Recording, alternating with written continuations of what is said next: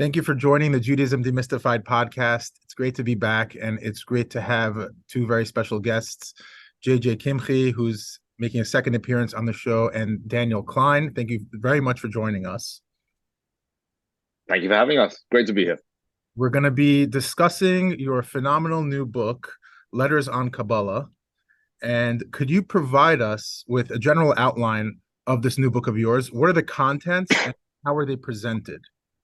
All right. So the book is, I'll very quickly give an outline of what you'll find when you open the book. You'll find my introduction, and then you'll find two sets of letters, rabbinic letters, one between Shmuel David Luzzatto and Eliyahu Benamozegh, two titans of Italian Jewry in the 19th century. And then you'll find an exchange of letters between Rabbi Abraham Yitzhak Kook and Rav Kapach, or Qafih, as he's sometimes spelled.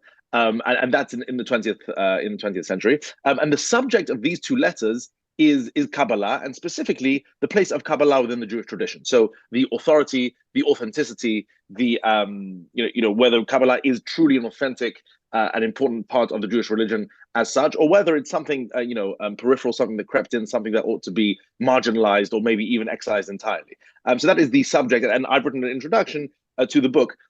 In trying to place it in historical context, which I'm going to take a few minutes to do now, if that's okay, because this book is hopefully a contribution to an important intellectual tradition within Jewish history. And the tradition can be called Kabbalah criticism, or at least arguments concerning Kabbalah. So a very brief historical background, which is that everyone agrees that the historical record is absolutely clear that the first Kabbalistic texts are produced in the 12th and 13th century. Okay, so we're talking about late 12th century in south of France, roughly the Provençal area, and then in northern Spain in the early and mid 13th century. Those are the first sort of major productions of Kabbalistic texts and ideas that we have historical evidence for. In the late 1200s, in the 1280s and 1290s, a Spanish Kabbalist by the name of Moshe de Leon, he started writing and distributing pamphlets that later became known, or later got sewn together as the Sefer HaZohar. And Sefer HaZohar, as everyone should know, is the Kabbalistic anthology which constitutes the very heart of Jewish mysticism. Okay, and until this day, Sefer HaZohar maintains a very, very important place in Jewish history, Jewish intellectual history in general, and certainly as Kabbalah, it's the Bible of the Kabbalah.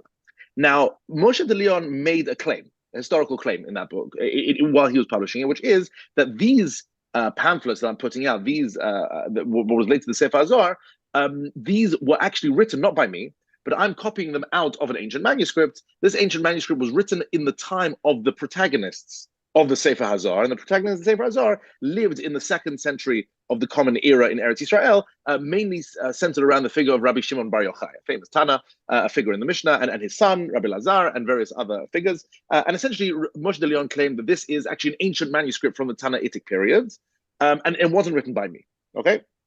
And he soon after passed away, etc. And so what you had here was this Kabbalistic anthology, and some from the beginning already took Moshe de Leon at face value. Yes, this Zohar is an ancient artifact, and as an ancient artifact, it holds a lot of authority in the Jewish tradition because if it is in fact written by some of the heroes of the Mishnah and the Talmud, so then it has an awful lot of weight, theologically, halachically, just in general in Jewish thought.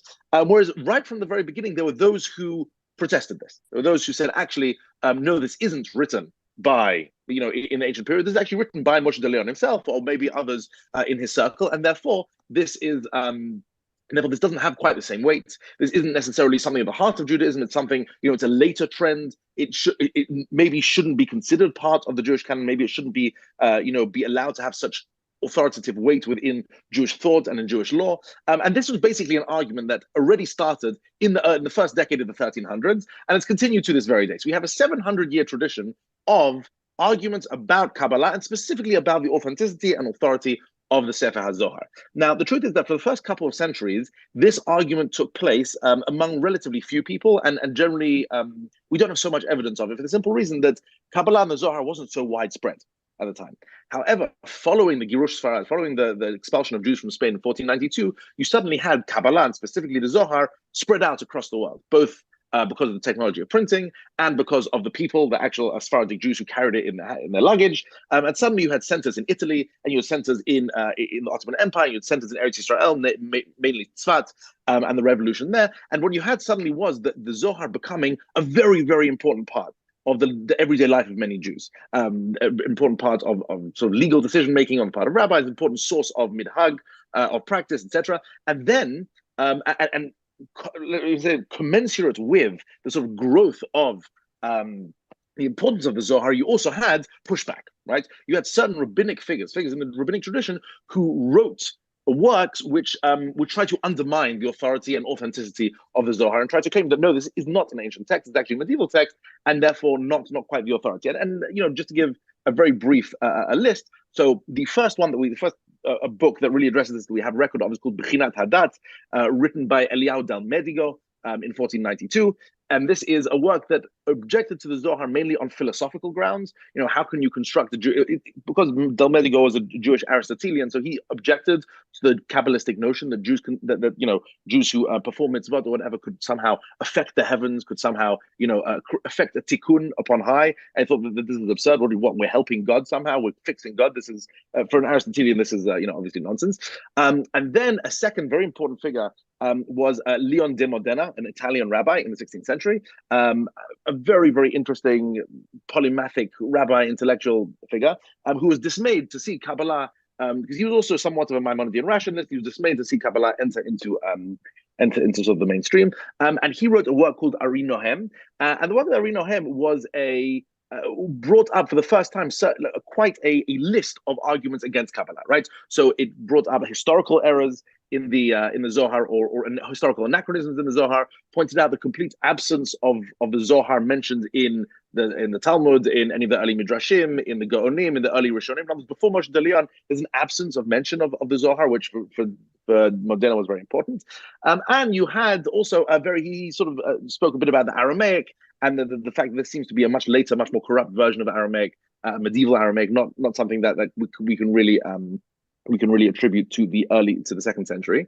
And the third major figure of the sort of pre-modern era was Yaakov Emden, from whom I'm descended. And he wrote also a very brilliant work called Mipachat Sfarim, where he takes the Zohar and goes through passage by passage by passage, and actually points out 282 passages which he thinks were either later or fraudulent or don't belong in the Zohar. And basically, even though he tried to say there are core elements of the Zohar, core elements of Kabbalah, which are legitimate, and Yaakov Emden was a Kabbalist, and he did use Kabbalah. Nonetheless, he really, used his very sharp scalpel, his critical scalpel, to cut through and undermine the Zohar. So what you had here was the general spread of the Zohar and Kabbalah, but you also had this rabbinic tradition coming against it.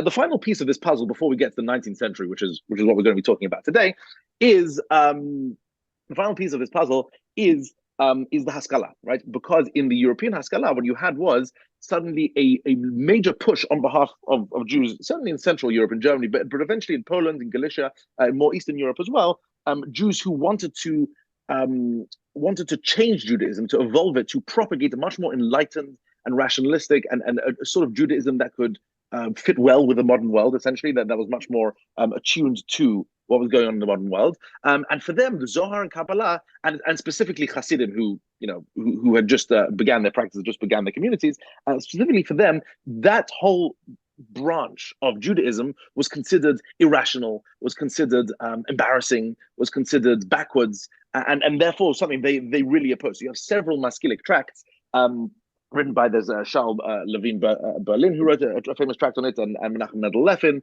and several others who wrote really quite cutting, satiric, parodic works, lampooning the Zohar. And therefore, the Zohar and Kabbalah became this kind of fault line between, I would say, those trying to encourage a more enlightened and more a sort of Judaism that would work better in the modern world, that seemed to be more in line with modern values, modern ideas, versus those who are much more staunch traditionalists who held on to Kabbalah and held on to the Zohar. And again, there are exceptions in both directions, but that's, I think, a relatively broad picture.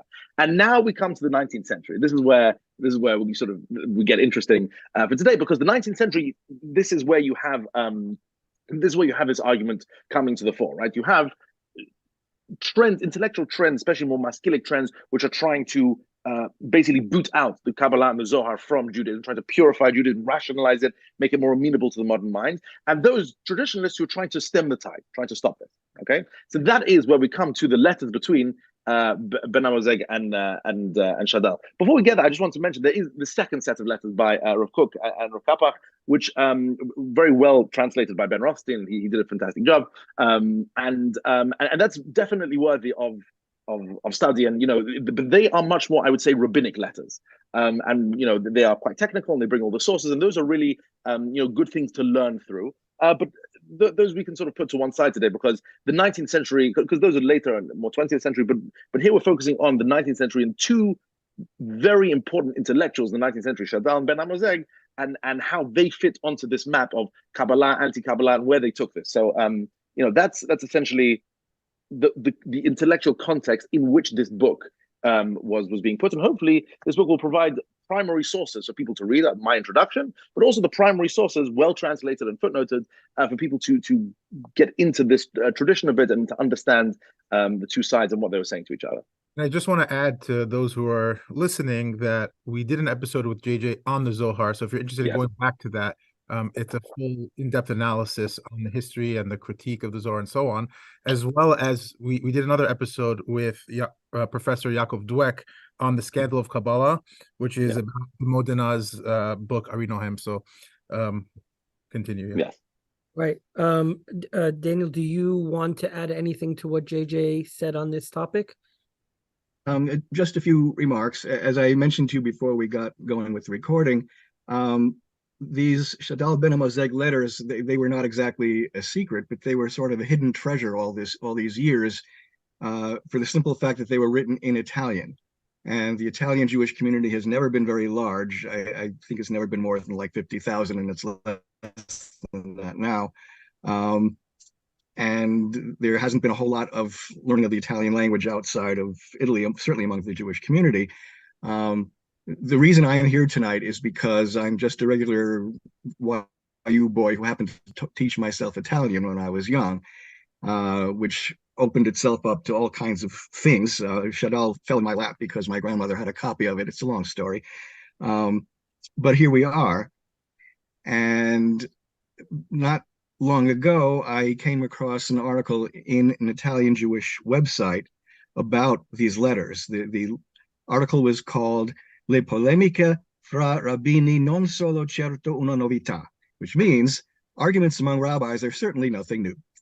And it had excerpts from some of the letters. I'd never actually seen them before.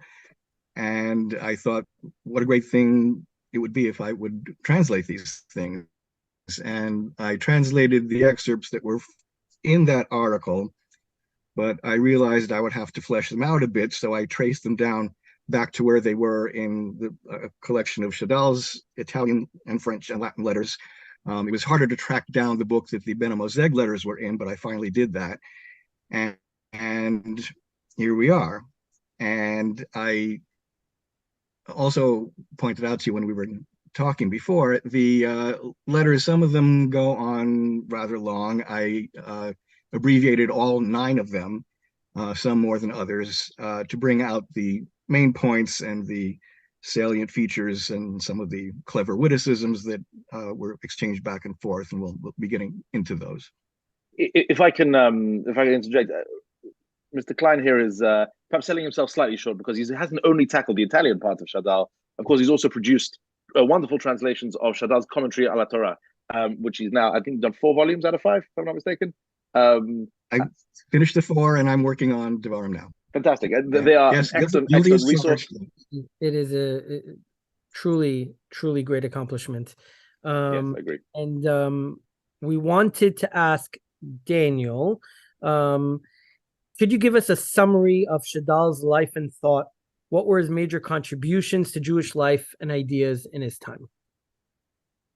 All right. I do have some notes here for myself. He lived from 1800 to 1865, and as I always point out to people, that's roughly when Abraham Lincoln lived, to put him in perspective. He was from a distinguished family of originally German Ashkenazi origin who came to Italy in the 1500s. And Most people, until recently anyway, when they heard the name Luzzatto, would have thought of Moshe Chaim Luzzatto, the author of Mesilat Yesharim. He was, I believe, a great-grand uncle. He was all one very large, important family. Shmuel David was born in the city of Trieste, which at the time was a seaport in the Austrian Empire. Throughout his life, Shadal did not live in a country called Italy because it didn't exist. It was only forming toward the end of his life, and his birthplace, Trieste, didn't become part of Italy till after World War I, where he spent most of his career. In Padua or Padova was also part of the Austrian Empire during his lifetime. So he was culturally Italian, but politically he was a subject of the Austrian Empire. We don't even say Austro-Hungarian because that hadn't happened yet. He was largely self-taught. He was neither a product of yeshiva nor of a university, which tells you something about how he was able to think outside the box and be independent and a little bit unconventional. He was part of the movement called the Wissenschaft des Judentums, the academic study of Jewish materials, but he was a little bit different from the rest. He was in close contact, but he held himself apart from them in a sense because he complained that most of these other people were engaging in this kind of study because they thought it was interesting. It was the study of a sort of a dead or dying culture. It was not very different if they'd been studying the ancient Egyptian culture or the ancient Persian culture. He believed in studying it, yes, in an academic fashion, but as a living, breathing way of life that he adhered to. He was a linguist. He taught himself ancient and modern languages. He was an educator. He was a religious thinker. And most importantly, as we've mentioned, he is a mefaresh. He spent much of his time writing commentaries on the Chumash and certain other books of Tanakh. He spent most of his career, as I said, in the city of Padua at a place called the Collegio Rabbinico. This was, for all intents and purposes, the first modern school of its kind. It wasn't a typical yeshiva. It was more of what you might call a training school for community rabbis. And they learned Gemara, but they also spent a great deal of time on Tanakh, on Hebrew language, on Jewish history, on what was called moral theology, courses of that sort. And I also like to point out always that that school still exists in Rome to this day. In his work as a mefaresh, he emphasized the pshat, what we might call the plain meaning, the meaning of words in their context. He was very interested in a linguistic analysis of the text. I always say that if you want to have a nice Dvar Torah for your Shabbos table, go to Rav Hirsch. If you want to know what the words mean, go to Shadal. Although every now and then he does get into more extended discussions of what this means and what that means and what we can learn from it, but that's not his main focus in the usual. Sounds like a modern day Ibn Ezra. Funny you should say that, because one would think that he would have a lot in common with Ibn Ezra. He did quote him very often, but he didn't like Ibn Ezra. No, hated Ibn Ezra. He felt that Ibn Ezra's style was too cryptic. He didn't always say what he meant. He wrote a lot of books because he needed the money. He was not happy with Ibn Ezra. And yet, when I was writing some of my indexes to my translation of the Chumashim that Shadal commented on, I would keep a tally. Instead of just making one long column of numbers with page numbers where Ibn Ezra is quoted, I broke them down into the parts, the references where Shadal agreed with Ibn Ezra, or where he was neutral about what he said, or where he disagreed. And guess what? It was about half and half. Wow. So this tells you something else about Shadal, which is very important. He was willing and very anxious to accept the truth from wherever it came. Whether it was from Ibn Ezra, whether it was from Christian scholars, church fathers, Even modern day scholars who may have been verging on the early critical school, he was willing to engage with everyone. He didn't always agree, and if he didn't, he would say so. But if he did agree, he would gladly accept what they said and attribute what they said by name. If I can interject here, one of Shadal's models was in fact Rashi. He wrote frequently great praise of Rashi, and that says a lot because Shadal very much valued sort of, I would say, very clear, clean style, economy of expression, penetrating depth of analysis in as few words as possible. That is, of course, Rashi. So you have a couple of essays where he sings Rashi's praises, and even though Shadal's, I would say, methodological scope and eventually his conclusions sometimes are closer to Ibn Ezra or are closer to others like him, nonetheless, it seems that in his head, Rashi was still, the ultimate model of emulation in a certain way. Fascinating. Yeah, absolutely. I kept a tally of how many times he would agree or disagree with Rashi also. It was maybe half and half. It was sometimes he wouldn't say he disagreed with Rashi, but obviously he did, and I would drop a footnote explaining how the differences went. His orthodoxy has come under question by some people, both from the left and from the right. People to the left of orthodoxy like to pull him into their orbit. People on the right wing of orthodoxy are not happy with some of the things he said. I've devoted quite a bit of attention to this, and I like to claim that he was unconventional but not unorthodox, and I won't go into great detail about that right now. For many years after he died in 1865, he kind of fell into a period of neglect, but starting, I would say, from around the year 2000, which was the bicentennial of his birth, there's been a bit of a wave of renewed recognition among scholars in Israel and in America. I'd like to think that having more of his works in English helped this along, but I'm not the only one. There are a bunch of people who have expressed interest. As for Benamozegh, I should say a few things about him. Before you do, sorry, can I just ask you to elaborate? There's one important element, which is, I think the listeners ought to know, which is that Shadal lived quite a miserable life, didn't he? His biography was not a very pleasant one. Yeah, he was never financially secure. The Collegio Rabbinico, even though it was in some ways an ideal place for him to be, never paid him very well. It was always having financial difficulties. Even though it was sort of half set up by the Austrian government, the government never paid any of the expenses. They always said that had to be borne by the Jewish community, which was not good. And he suffered from health issues. He suffered from deaths in the family. It was not a happy story, and yet he was able to overcome that and write and had this incredible output of scholarship. And it's important to note, if you don't mind me interjecting as well, just is that you can track. I believe you've written a bit on this as well. You can track a sort of intellectual development with Shadal as he goes through his life and basically gets more and more bad things happen to him. I mean, losing his wife and losing a few of his kids and especially his oldest son. And the youthful Shadal was quite optimistic, sort of a bit of a maskil, venerated Moses Mendelssohn and sort of seems to be much more much more open to a kind of a pleasant synthesis than many of the other masculine were pushing.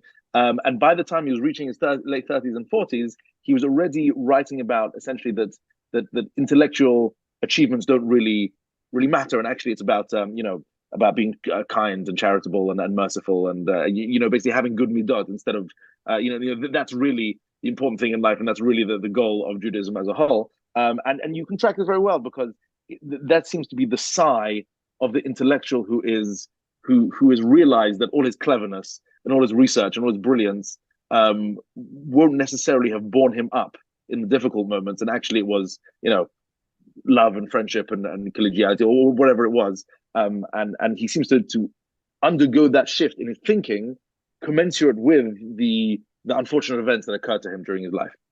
Interesting. Wow. So Very interesting. Yes. So all right, so Yes, go ahead. I can go on just a little bit about Benamozegh just to balance things out. I'm not by any means an expert on him, as I have come to be over the last 40 years or so about Shadal, but I do know a few important things. His dates are 1823 to 1900. He was a good bit younger than Shadal, and lived quite a bit after Shadal's death. His family had come from Fez, Morocco. They lived in Livorno, which became Italy. I believe it was Tuscany at the time. Livorno is the city that sometimes is known in English as Leghorn. It was a very important Jewish community at the time. Like Shadal, he was largely self-taught, which also explains why in so many ways he was out of the box as well. He attained a broad secular and Jewish knowledge. In some of these letters to Shadal, he will quote Greek mythology, he'll quote Homer. He's obviously very well read all round. He says in one of his letters that in his youth, he began to disparage Kabbalah because that was the fashionable thing to do at the time. But upon further reflection, he became a fan again. He came to embrace it again.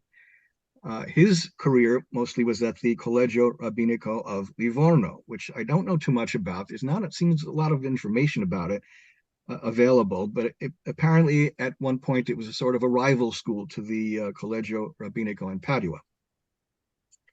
Some of his main writings are Tam Lashad, which was his rejoinder to the book that Shadal wrote, which was Shadal's book was a dialogue, pro and con. It was two very interesting fictional characters who presented the cases pro and con. As JJ has pointed out, it's a very interesting book because it isn't obviously written by an opinionated author. He very carefully loads each side with very cogent arguments, and it's really hard to tell who wins in the end. But in any case, it was perceived as an anti-Kabbalah work, and Benamozegh felt that he needed to offer a rejoinder. It was called Tam Lashad. He wrote a parish also on various books of Tanakh called Aim La Mikra. Mm-hmm. And until recently, that was hard to find. Now it's on alhatorah.com. Anybody can see it, and it's actually a very interesting read. He also didn't exactly write, but from some of his writings were put together after his death, a book in French called Israël et l'humanité, Israel and Humanity, in which, somewhat surprisingly, if you look at the letters that we're talking about today, he expressed great appreciation for the Christian religion, great admiration for it, and he discussed what the comparative roles of the Jewish religion, the Christian religion, the Muslim religion should be in the world of the future. That's basically what I know about Benamozegh. All right. Fascinating.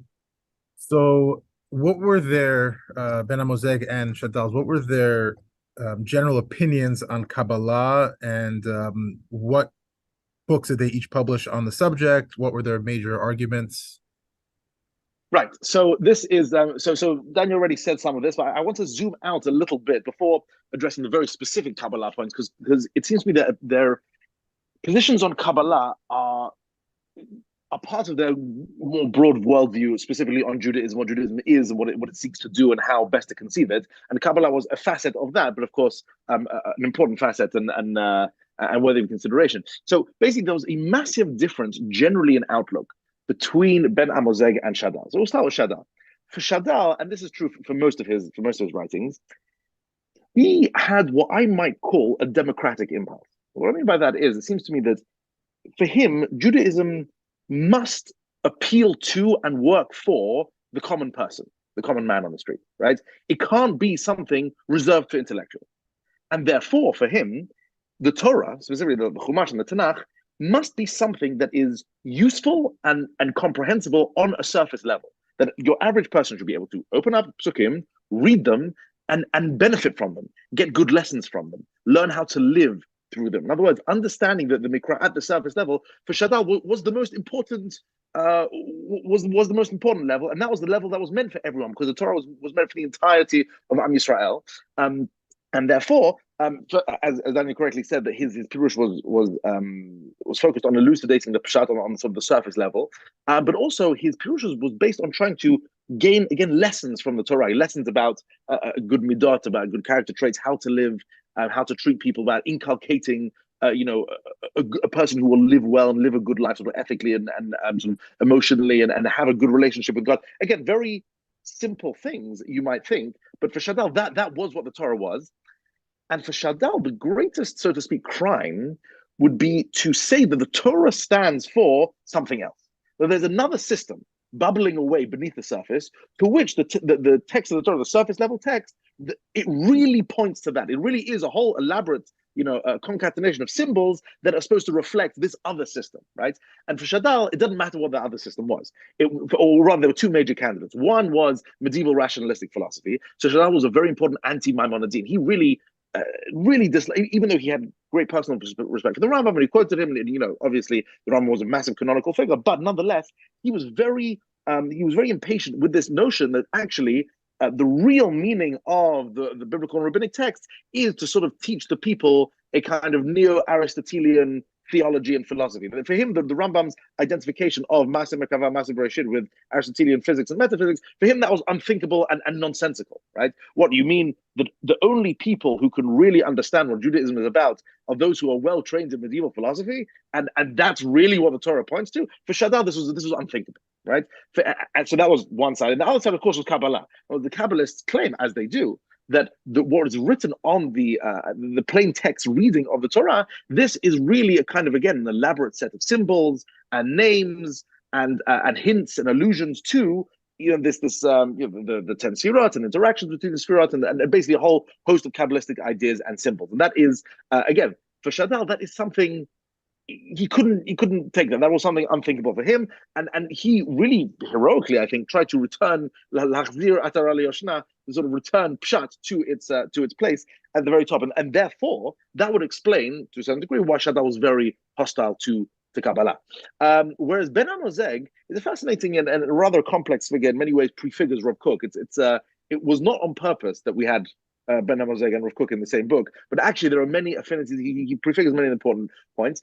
In general, Benamozegh had a very expansive view of what Judaism was. For him, Judaism had this kind of ancient discipline of wisdom, which he more or less identifies with Kabbalah, although he thinks Kabbalah is part of it, but not the whole thing. And he really believed that system is universal and can be seen in many other civilizations and religions, which in a way makes him a very much a universalist, right? So he sees in ancient mythology and ancient religion and the church fathers and Christianity and other systems of various sorts, the Greeks and the Romans, he sees elements of ancient Israelite wisdom, which he, again, sees as very much intertwined with mysticism, with Kabbalah. And he really believes that is the core ideas within Judaism. The Jewish religion is supposed to sort of to teach those ideas and to bring out those ideas. And for him, very much contra Shadal, all the Torah's texts and all the wisdom of the Torah that is in fact pointing to, is meant to really be a portal into this whole sort of discipline or system of ancient ideas, which are represented best by Kabbalah, but also can be seen in other places, in other religions, and other times, etc. And this is best expressed, it seems to me, by the comments of Shadal and Benamozegh on the very beginning of Sefer Bereshit, right? The very beginning of Sefer Bereshit, Shadal has one of his most, I think, beautiful comments, and Daniel's smiling. He knows exactly what I'm about to say. Where he basically says, what is the reason, what is the point of having Genesis chapter 1? And he says to teach two lessons. One lesson is the unity of nature, the unity of the universe, that it was all created by one being, i.e. God, and is one.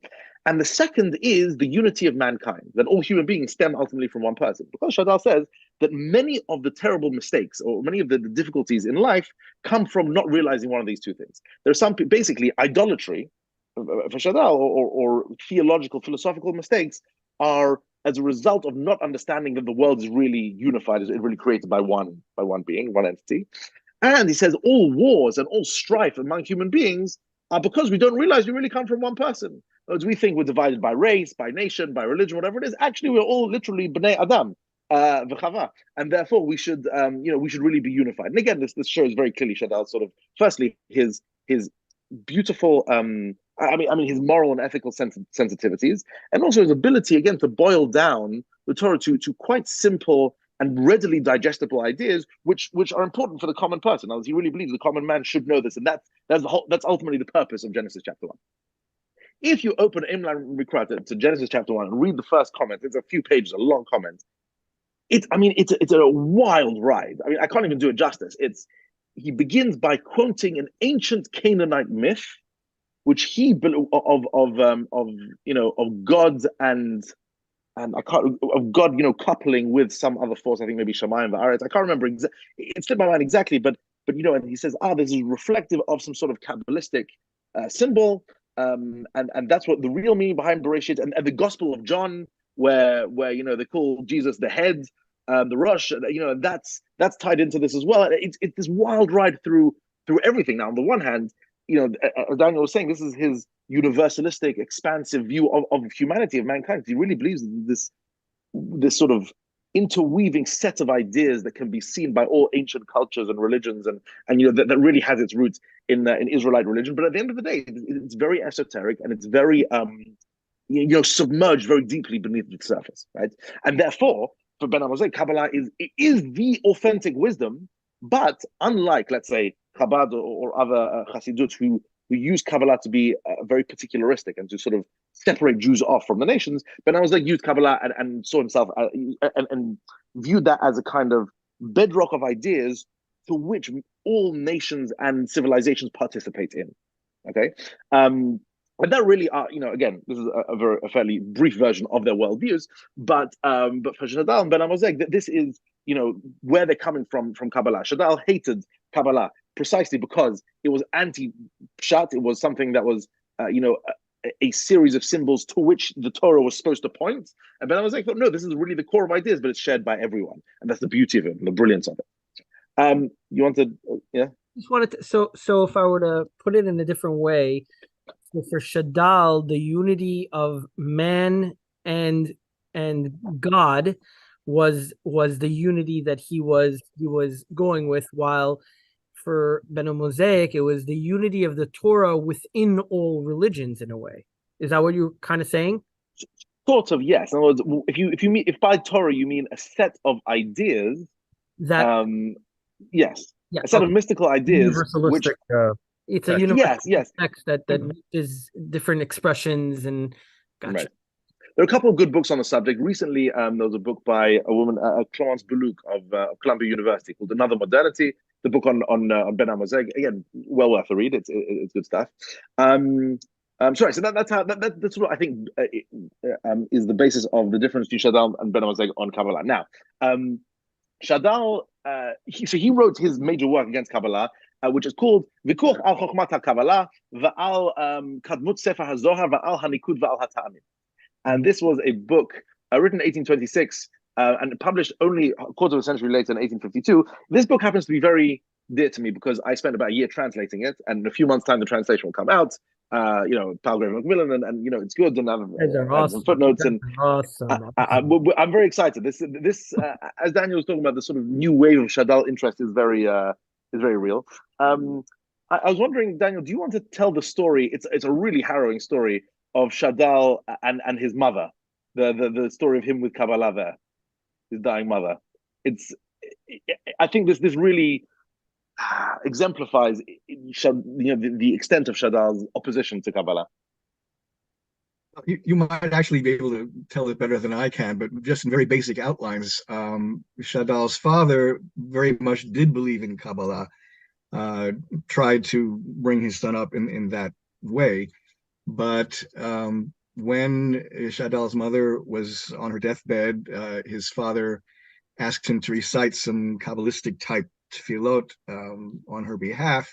And he said in good conscience he could not do that because he didn't believe that this was proper or the way to go. And I think probably later in life he came to regret that, this brutal honesty on his part, but that's the way he felt. Anything to add to that? Yeah, I mean, well, the one salient detail I think you missed is the fact he was what, 13 or 14 years old. How old was he at the Something time? like that. Something Wow. like that. And again, which shows firstly Shadal's extraordinary precocity. That by that point he had read the Zohar, read the Midrashim, and come to his own conclusion that the Yeah, Zohar was Opposing his father also, it's like, yeah. insane. But also imagine a teenager telling his father while his mother's clearly dying in front of him, "No, I will not recite the prayers you want me to recite because I think this is Kabbalistic nonsense." I mean, I feel bad wow. laughing, but it's hilarious. It's the sort of story you think, wow. Anyhow, so already at a very young age, he was opposed to Kabbalah, and at the age of 26, he sits down because he also has an interesting set of correspondence. Maybe Daniel could talk about it later with two other important rabbis at the time. One was Yitzhak Shmuel Reggio, known as Yashar of Gorizia. That's correct.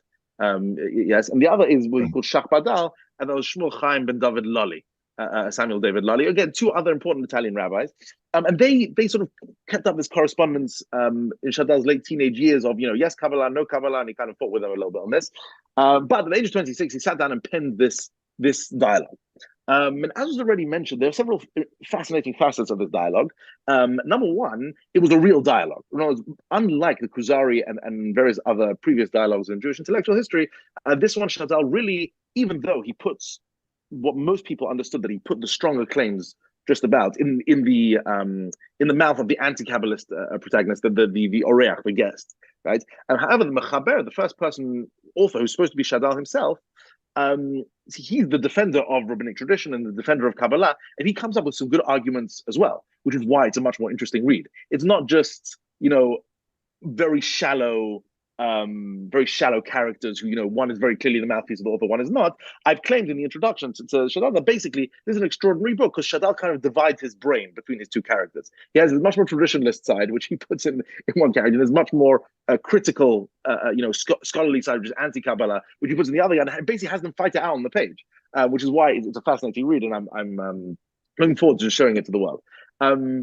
Okay, so this book is squarely a part of the intellectual tradition that I was talking about earlier of Kabbalah criticism, right? So it's squarely in line with with Leon de Modena's Ari Nohem and Yaakov Emden's Vipachat Svarim, and basically it extends quite a few of those arguments. There's quite a bit in the Vikuach that's not so new, but there are some new points. I mean, Shadal really does, especially at the beginning, go on quite a lot about the fact that there is no Masorah, because Shadal points out, among many other points,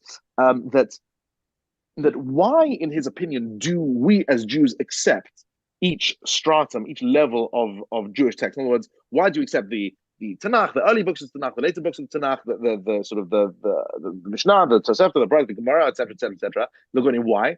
Because according to him, each stratum of text was ratified by the next one, right? In other words, how do we see this Torah is true? Because the later books in Tanakh, rely on the Torah and quote it, and sort of have that in the back of their minds. Why do we accept the Tanakh? Because the Tanaim said that this is the Holy Scripture. And why do we accept the Mishnah? Because the Gemara treats it as, ratifies the holiness and the importance of the Mishnah, and so on. The Gemara, the Gaonim ratify the Gemara, etc., and go on down the line, right? And this, according to Shadal, that's how Masorah works. That's how you have a tradition. Whereas, of course, the Zohar, we don't find that. With the Zohar, we find over 1,000 years, supposedly, of silence, right? In other words, from the time of Rashbi's death in the 2nd century until published in the late 1200s by Moshe de Leon, you find it's not mentioned in the Mishnah, it's not mentioned in the Gemara, it's not mentioned in the Midrashim, it's not mentioned in the Gaonim or the Rishonim, complete silence. And that for Shadal means that this hasn't been ratified by each subsequent generation. It hasn't gone through this filtration system, as it were. This is one of Shadal's powerful points. He has a bunch of other points. Again, mentions the corrupt Aramaic. He also harps on a lot about disagreements within Kabbalah. This is a very important point for him. He spends many pages on this, basically showing how many of the early Kabbalists had very significant disagreements about a variety of topics. One of which was, of course, the Sfirot, and this is a very famous disagreement, whether the Sfirot are part of God or created by God, Kelim or Atma'i, and this, right. Yeah, correct. The truth is, we spoke about this in our previous conversation, so I'm not going to go into it in detail, but it's an important theological argument and goes both sides. He also, he pointed out, like I said before, and again, this is a very Shadal point, that the Kabbalah is anti-Pshat, that he sort of traces, interestingly, this historical, but he tells a historical narrative in this book, in which you have, a golden age of pshat commentary in the mid to late medieval periods. You had Rashi, and you had Rashbam, and you had Ibn Ezra, and you had Don Yitzchak Abarbanel, who kind of was the end point of medieval Pashtanim. And then you had the rise of Kabbalah, okay? After the Girush Sfarad, which is where Abarbanel lived, after the expulsion from Spain, and that put an end to really good biblical commentary. In other words, for Shadal, why do we not have any more a Rashi or Ramban and Ibn Ezra from 1492 onwards, or from 1500 onwards? Because of Kabbalah. Because Kabbalah came in and supplanted this, and because everyone now is talking about, well, this, Yaakov is this Sphira, and Esav is this Sphira, and what things like this, and therefore we don't have any more good, good Pirush ala Torah.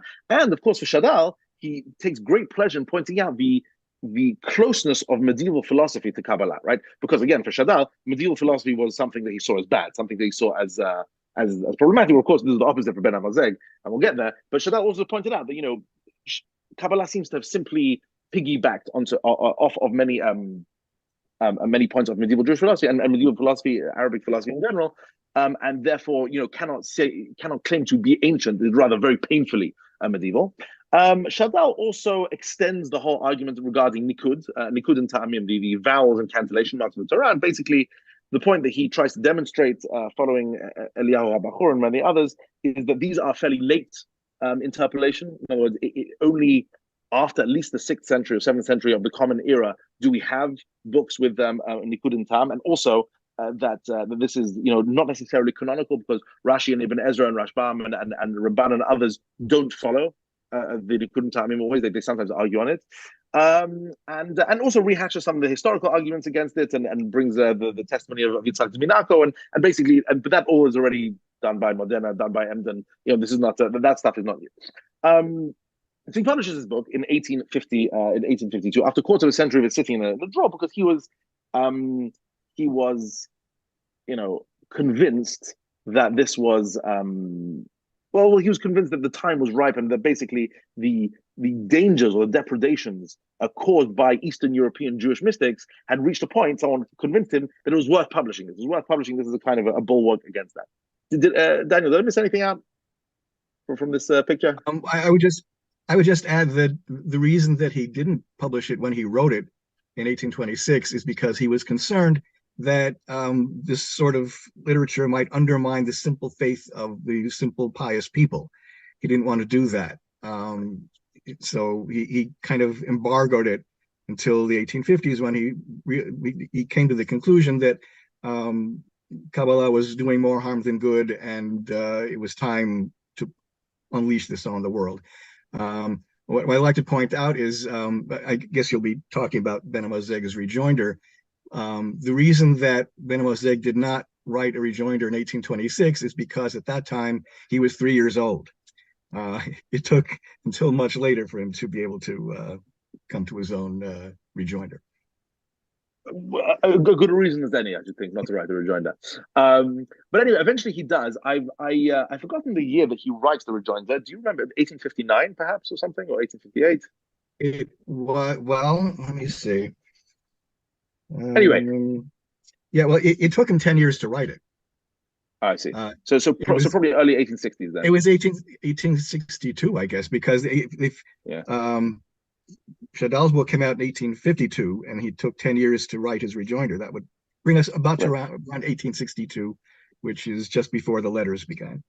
Right. So So very briefly, I mean, so he writes this rejoinder called Tam Lashad, which is, as with many of Benamozegh's book titles, it's a clever pun, because it's from the Psukim in Sefer Shemos regarding the man, and it said it had Ta'am Lashad, the taste of, and basically, but Ta'am Lashad, of course, Lashad is a mixing of the acronym of Shadal, and Ta'am Lashad could mean reasons against Shadal, or whatever it is. And this book, it's also written in a dialogical form, except it's much less fun to read than Shadal's Vikuach. In other words, Shadal's Vikuach is firstly beautifully written, and also interesting. The characters play off each other, and they go places, and they eat together, and they sleep, and it's sort of a drama and a dialogue. Whereas Benamozegh is just, he uses two people, Chofni and Pinchas, and just they don't whatever. It's not a very enjoyable read. It's also much more turgid and just dense writer than Shadal. Shadal was much more beautiful, much more pure Hebrew. Right, and so you wrote this book, Tam Lashad, which is actually longer than Shadal's Vikuach, in which he tries to rebut many of Shadal's points, some of which are very sort of abstruse and rabbinical, but some more general points which are worth mentioning. So, for example, I mean, some of the points he counters very simply, like, oh, he says, Shadal says there was no Masorah for Kabbalah, yeah, because it was a secret. In other words, on the contrary, we should praise all those earlier generations for keeping the secret and for safeguarding it, and it was only because of the weakness of later generations that it eventually reached the surface. But according to Benamozegh, on the contrary, a real mystical tradition is subterranean. No one knows about it. That's the point of it, right? He also responds that that, for example, when Shadal accuses Kabbalah of being very similar to medieval philosophy, for Shadal, that's a death blow to Kabbalah. For Benamozegh, on the contrary, that's great. The wisdom of the nations is very close to Kabbalah. That's the whole point. It's a universal discipline that everyone once knew, and we can kind of see bits and sparks of it all over the place. And that's the whole point, right? He sees this as the main point. He also tries to minimize. One of the things that Shadal points out is the many contradictions between the Zohar and the Talmud, and Benamozegh really does his very best to try and minimize these. Look, one of the main points that the Benamozegh seems to make, and especially towards the end, as follows, is that he really thinks the whole question of antiquity or proving the antiquity is a bit of a red herring for him, because at the end of the day, the point is the ideas, and are these ideas truly to be considered the core of Judaism and the core, intellectual heritage of truth that is shared by all mankind? If the answer is yes, then Kabbalah is what it says it is, right? If the answer is no, then no. Whether this particular book was written in this generation or a particular book written in that generation, he tries to minimize this point. And again, I'm sure Shadal would respond that that's simply not how Jewish textual history has evolved, right? In the history of Judaism, it's very important who wrote which text and in which generation, because with the concept of you read that Tatarot, and just in general, there's a world of a difference between a book being written by a fairly unknown Spanish Kabbalist in the 13th century or one of the central figures of the Mishnah in the 2nd century. The historical question is of serious import. Shadal would respond, but basically, Benamozegh rejects that. But so here you have these two dialogues in these two books, and what's fascinating, really, and with this I'll end sort of this monologue, is that these two books, they represent two different conceptions of what Judaism is. Is it a surface level phenomenon that is supposed to be, accessible for everyone, or is its essence something much deeper, much more subterranean, something really accessible only to the very few? Is it something that's supposed to make you better in terms of your everyday practice, in terms of your moral level, in terms of your general spirituality and connection to God? Or no, the whole point is a very deep core of ideas. And of course, is it particular or is it universal? Is part of another point, because for Shadal, the Torah was given to a very specific people at a very specific time. And yes, he's methodologically, as Daniel mentioned, in his Pirush, willing to take from everywhere as he sees fit. But at the end of the day, he sees Torah as really something Chokhmat Yisrael, something that is very much was given to a particular people in a particular time. For Benamozegh, he had a much more expansive and 360-degree view of religion in general, and was therefore, that of course had consequences for his other views, etc. So I think that's so much for their views on Kabbalah and the books. Did I miss anything out? I keep wary that I am. Well, just a couple of small points. I think that Shadal was a little bit more of a universalist than you were saying, because in more than one place in his Pirush, he will say it's people didn't realize the point of the unity of the world, the unity of the human race, until the Torah came out and taught it. And over the course of the years, as the people were exiled and spread throughout the world, these ideas spread throughout the world and improved the world. So he's not quite as particular as all that. I accept that. Also, all right. In one of his other writings, he had a really wonderful phrase. He called the Jewish religion una religione senza misteri, a religion without mysteries. What you see is what you get. And as opposed to the Kabbalah, as opposed to Christianity, he wanted to keep things very much simple, out in the open, easy for people to understand. And in that first comment on Bereshit that you pointed out, which I think is one of the most sublime things he ever said, the point he tries to make is that the Torah is not there to teach us wisdom. It's to teach us how to be good. Right.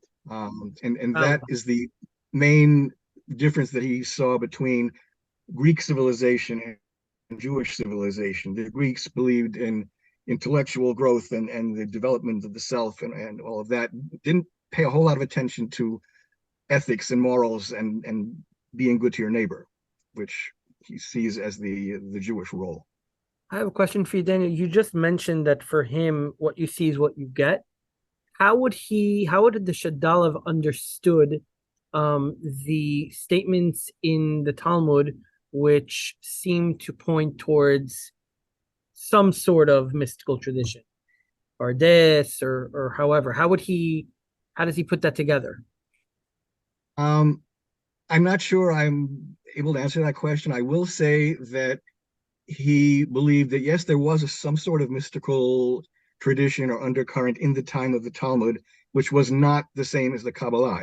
At the close of the Talmudic period, he felt that knowledge basically was forgotten, and what came after was not a continuance of that. It was a new phenomenon, and it was not the same. It was a new departure, and he wasn't buying it.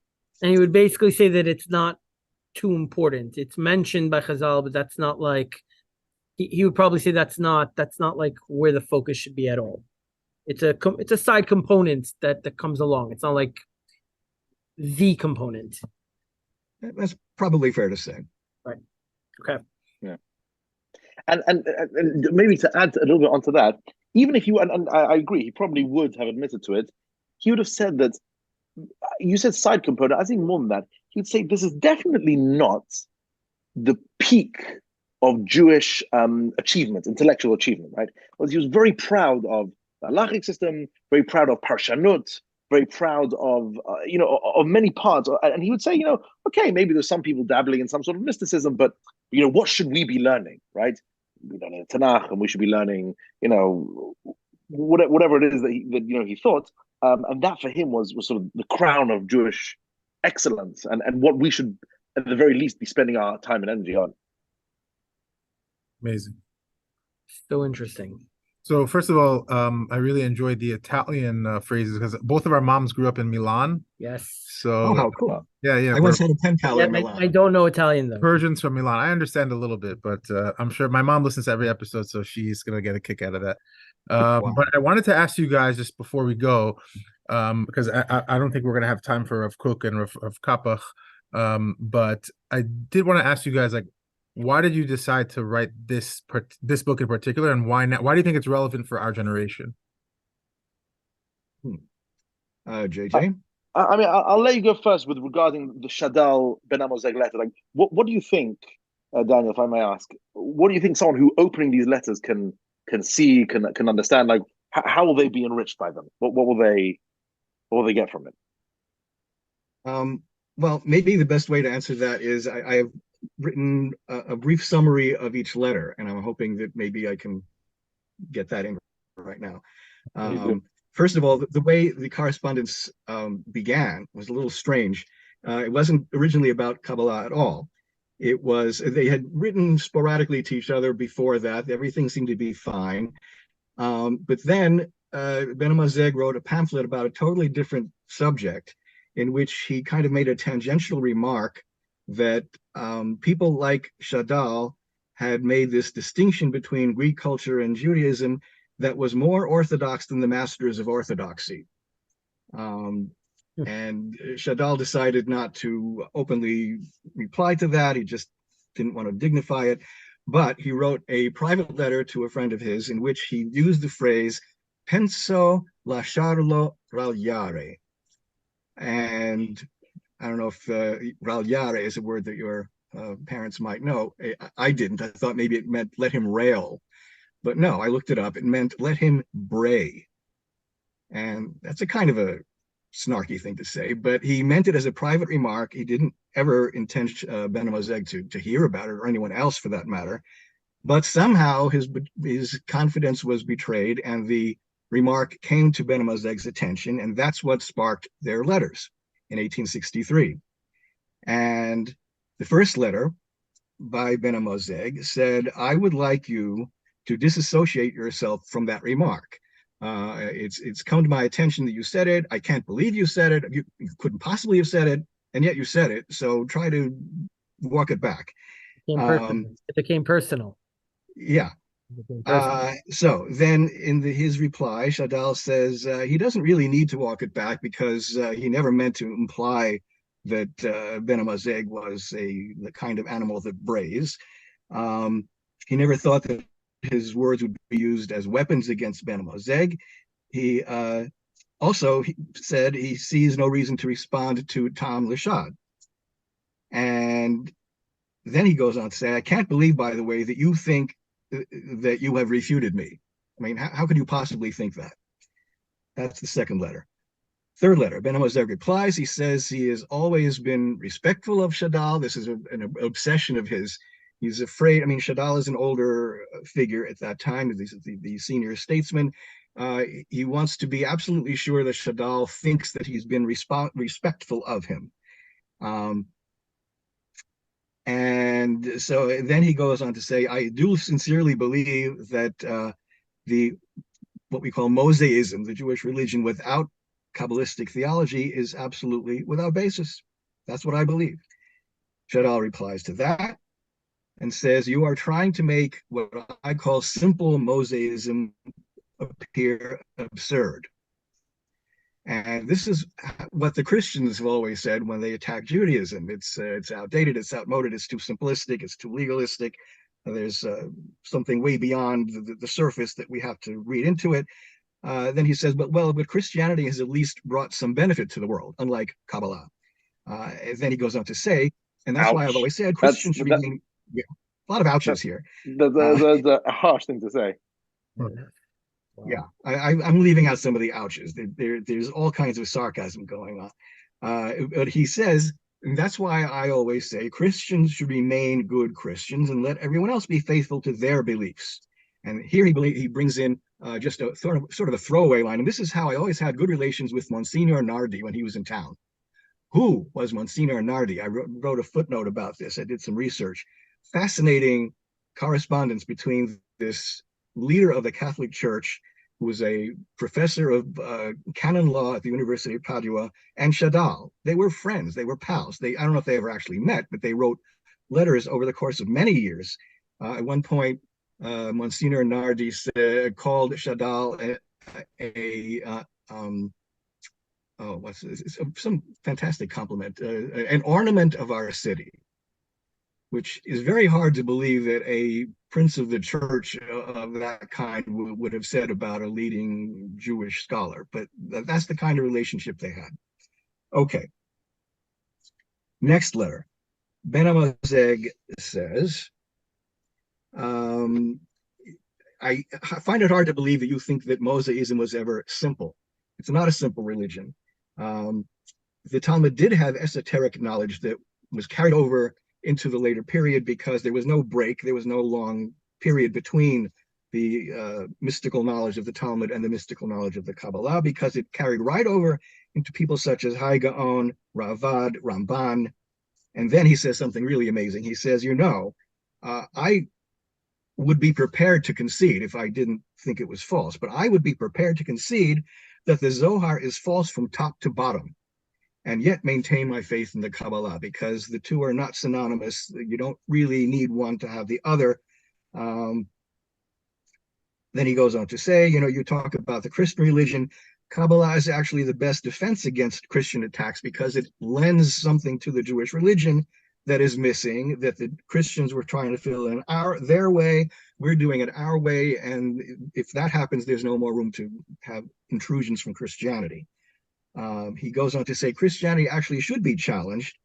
And why are you so complacent about not arguing with Christians, which, as I said, is a very strange thing to read here, because later in his life, allegedly, he came to a much more universal understanding of the world of religions and much more positive approach to Christianity. There are those who say that maybe that last book of his was edited in such a way as to possibly not be quite faithful to what he really felt. But in any case, those were the beliefs he seemed to espouse later in his life. Then he says, it's almost Rosh Hashanah. You and I are both going to hear the shofar. What will the sound of the shofar say to you? Shadal replies, well, once upon a time, the shofar had the sole role of announcing the new year. That's why it was there. Now we have calendars that are printed. We don't need that anymore. But the shofar now, when we hear it, reminds us of our nationhood. And he says he has examined Kabbalistic teachings about the so-called mysterious values of every sound of the shofar. He finds these writings incomprehensible and also useless. He says the ultimate reason for all mitzvot is not some supernal things that are happening in realms that we don't understand about. It's merely because HaKadosh Baruch Hu has commanded them to us. Gezerat HaMelech is his phrase, and in Italian he uses the word beneplacito, which means God's good pleasure. It was taken from a phrase used by French kings who would pass laws saying, "This we are legislating this because of our bon plaisir. This is our good pleasure." So he goes on to say, Chazal warned us against metaphysical delusions. He says the Zohar does not contain half a page that can be attributed to its supposed authors. If there is no Zohar, there can be no Kabbalah, because if you try to reject the Zohar without rejecting Kabbalah, you are rejecting what people like Ramban said. They believed in the Zohar, and if you're rejecting that approach, then you're calling all of your heroes Nevi'ei Sheker, false prophets. And he goes on to say, since I believe that the world does not have to become Jewish, hopefully in the idealized future, there will be monotheism around the world. It doesn't have to be everyone having a bris and following every mitzvah of being Jewish. Given that, it's better for Christians to stay Christians, to keep their faith. Better that than they should worship Spinoza, who was his main evil in life. He hated Spinoza with a passion. So then, his bête noire. Yes, his bête noire. That's the phrase I actually use. Benamozegh says, here he gets rather sarcastic. He says, if the shofar has no deeper mystical meaning than announcing the new year and reminding us of our nationhood, why would God have bothered to command such a crude, primitive thing? And mere reminders of nationhood will not keep modern Jews observant, because people need more than that. I think this is his main point that he's trying to make. Without some sort of mystic underpinnings of the Torah, if all you have is commemorations of the past, you're not going to grab the newer generations. You're not going to be able to transmit your great faith and belief in the Torah to the future, because people won't buy it. They need more. He says, and here he is quite sarcastic, is if the purpose of the Sabbath is merely rest and reminder of the creation, why not observe it on Sunday like the rest of the world? Why are we setting ourselves apart like that? What good does that do us? And if matzah is merely an historic reminder of the blessed unleavened dough, as he called it, why should we submit our teeth and stomachs to torture for 7 days? Why can't we just... Isn't that great? Why can't we just deliver sermons about how wonderful matzah is? And he concludes this letter, which is an extremely long letter. I only translated part of it. His concluding argument is, if you insist on following this approach, you will end up like Mendelssohn. Mendelssohn himself, his name is sort of a dirty word in some circles nowadays, but he himself was Shomer Mitzvot. He was very traditional in his personal life, but his disciples were not. And Benamozegh says to Shadal, if you keep up this approach of yours that rejects any of this mystic tradition,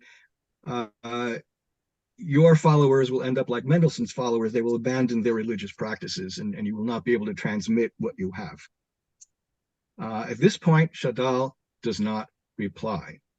Apparently, he's just had enough. JJ points out he was at this point toward the end of his life. He was not healthy. He was world weary, and you could give various reasons why he chose not to reply to this or keep up the correspondence anymore. I'm thinking that he really wasn't all that tired, because in his collection of letters, both in Hebrew and in other languages, there are still other letters that he writes to other people after this point, almost right up to the point of his death. So it's not that he was done writing. He was done writing with Benamozegh, either because perhaps he felt he had said everything he needed to say or could say, perhaps because he was a little bit tired of this roller coaster of what Benamozegh was throwing at him, this fulsome praise and blunt criticism and praise. I want to be your friend. Why can't we be friends? And I think maybe he just got tired of that. Nevertheless, Benamozegh wrote 2 more letters, which remained unanswered, sadly, in which he says, why don't you write to me more often? We could write about other things besides Kabbalah. If you don't want to write about that, it would be so wonderful. And yet it never happened. And the last letter was written 1864, and that was it. Now, I just, if I may, want to point out a few of these stylistic flourishes that are just make the whole thing so enjoyable to read.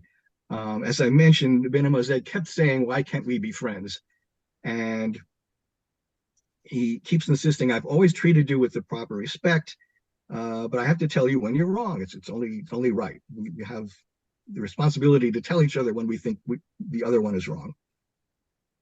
And Shadal, his point basically was, I don't have the time to refute you. I don't really need to do that, because not many people nowadays are interested in mysticism. It's kind of a waste of time. I have better things to do.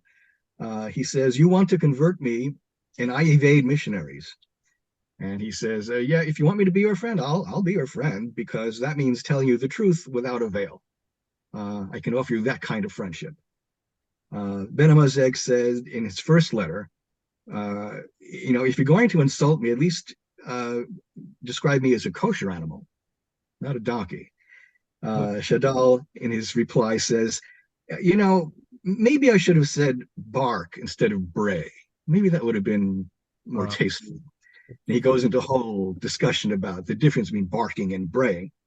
Benamozegh says, I defend Kabbalah because you know what I am? I'm an advocate of lost causes. That's who I am. I think he'd be pleasantly surprised to see how popular Kabbalah has become and how scholarly acceptable it's become in the modern era. I think both of them will be shocked, actually, because not only scholarly acceptable, but that many Jews who are also very active in the modern world are also quite happy to study Kabbalah, quite happy to embrace parts of it, quite view this as an important part of their Judaism. Whereas if you'd have told any Enlightenment leaning Jewish scholar that in the 18th and throughout the 19th century, they wouldn't have believed it in the slightest. That was the hallmark of someone living in the modern world, that they rejected mysticism, superstition, Kabbalah, things like that.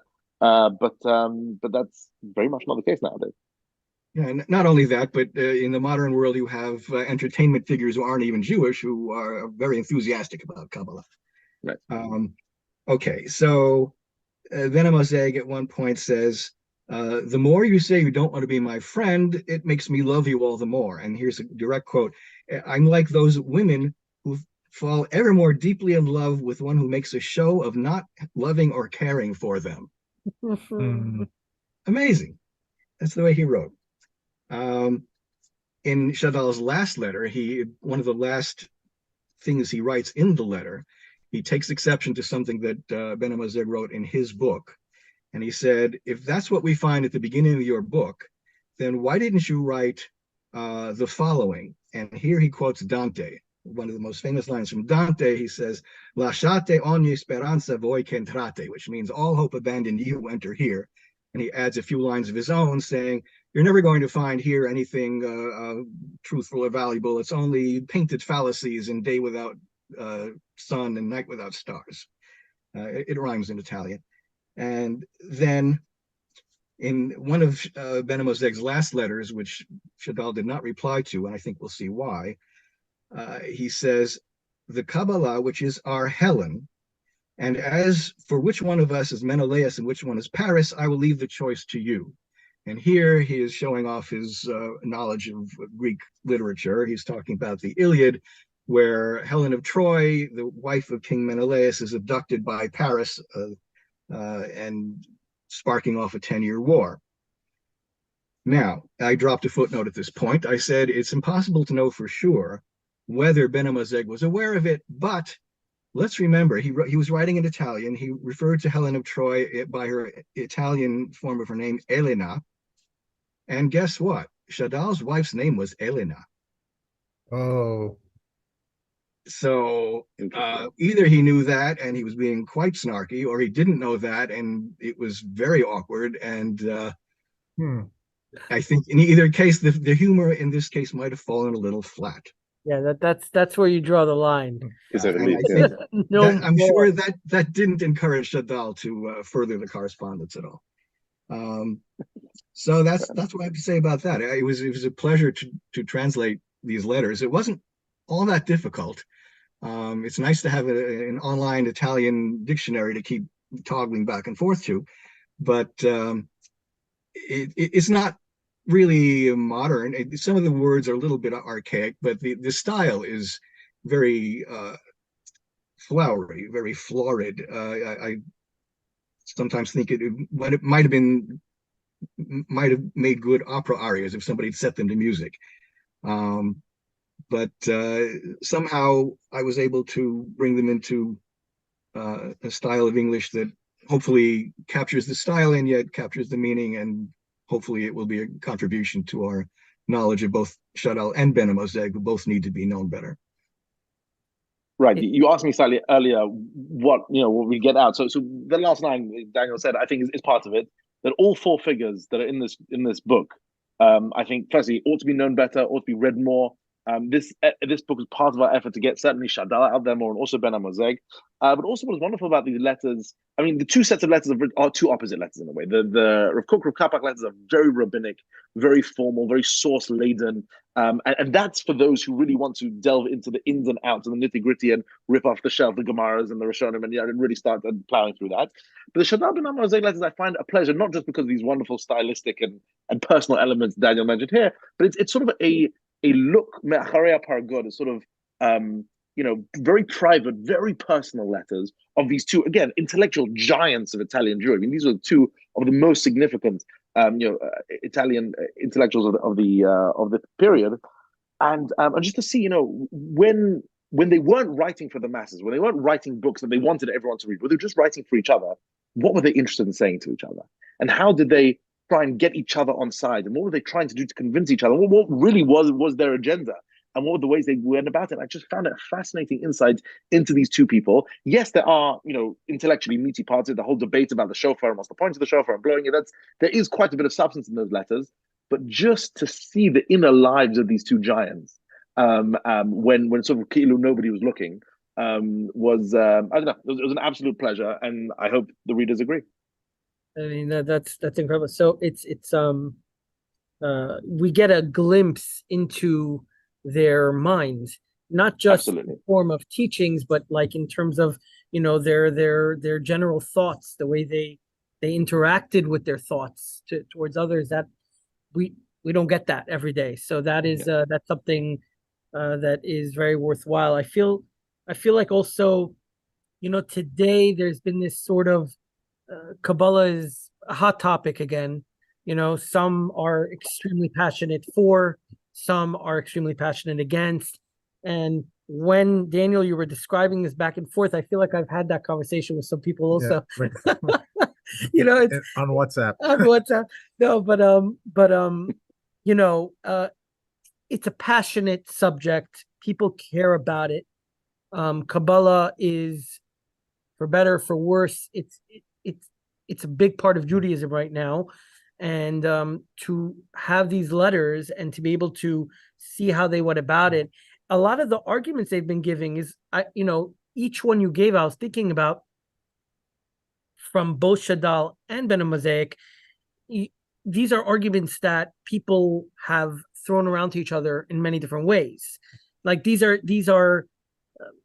arguments have come up, and they kind of went at it with from every angle and from every personal angle that you can also bring in. It's truly incredible. And you both were extremely articulate. And I don't think there would be any better translator. Daniel, that was, I can tell from speaking to you and from doing this interview that you're very precise. You're a perfectionist in the way you go about it, and you make sure that everything is perfect. And that is a real treat. And I hope that the readers, that the listeners will read the book. Well, thank you very much. I just wanted to make one last point. I don't want to say that I was the first one who ever translated any of these materials into English.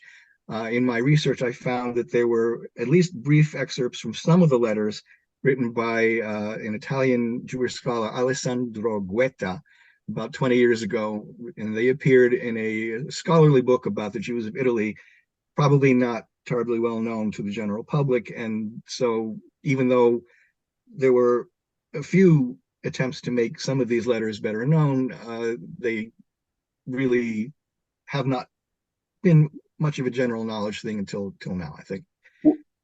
And more than that, the point of this book is they're put into the context, not of Italian Jewry. I mean, those who are interested in Italian Jewry will also find this interesting. It's the context of the debate on Kabbalah. And that's why we called it Letters on Kabbalah. We want two sides of the debate. We want to know that within the intellectual history of Judaism, there are those who saw in Kabbalah tremendous value and tremendous importance and really at the heart of the Jewish religion, and those who really saw it as something, to be marginalized, something that, was late and not commensurate with, not compatible with, the authentic thrust of the Jewish religion. And both perspectives need to be heard, and both perspectives ought to be read. And it's a debate that should be had, and hopefully this book will contribute to that debate. Absolutely. And for me, I definitely see the value in that point in particular, because in today's day of like cancel culture, which even exists within Judaism, you don't get to say what you don't get to refer to these things even, because it's kind of buried in history. So, people just talked about it and it's been out in the ether, but now you're actually bringing it to life. You're bringing it back and you're showing that this is actually part of our history and tradition. And it's okay to have these talks. It's okay to, we don't do it dafka to go against, let's say, Kabbalah, or go against the Maimonidean way. It's really just to, it's healthy for us to talk these things out and understand that we're coming from a good place. We just want the truth. Absolutely. Yeah. I'd like to maybe add one final thing. There are issues that are raised in these letters that go way beyond pro or anti-Kabbalah. There are questions that really haven't been resolved in the Jewish world today that can still be talked about going back to these letters. The role of nationalism in the Jewish peoplehood. Is that a danger? Is it something that should be emphasized? What's the role of that? Why do we do mitzvot?